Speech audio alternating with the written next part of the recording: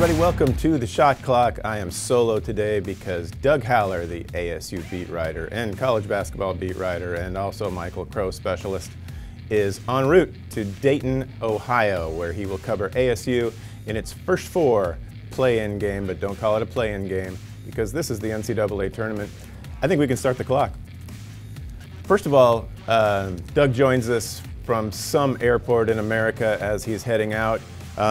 Doug, the first question for you, what are ASU's keys if they are expected to move on and beat Syracuse, set up a game in Detroit later this week?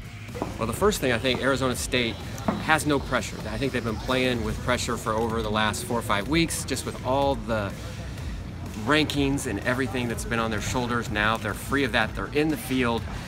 Now, what will the result be? This team has not looked like an NCAA tournament team for over a month. So if they're free of that pressure, do they finally start hitting shots, looking like the team they looked like 2 months ago? Thanks, Doug. And 2 months ago, the Arizona Wildcats were just celebrating back-to-back victories over the Oregon schools, which vaulted them ahead of ASU in the AP rankings. Remember that, when ASU was ranked? That was kind of fun, huh?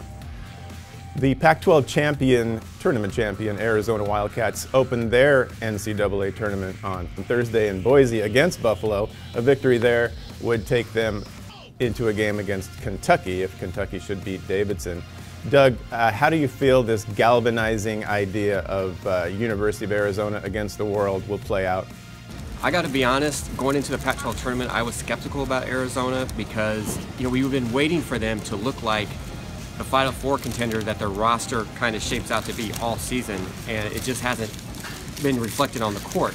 But I was impressed with Arizona in Vegas probably more than I have been all year because they didn't shoot the ball really well, but they still found ways to win, especially against Colorado. And then DeAndre Ayton just took over. He took his game to another level in the semifinal and in the finals against USC.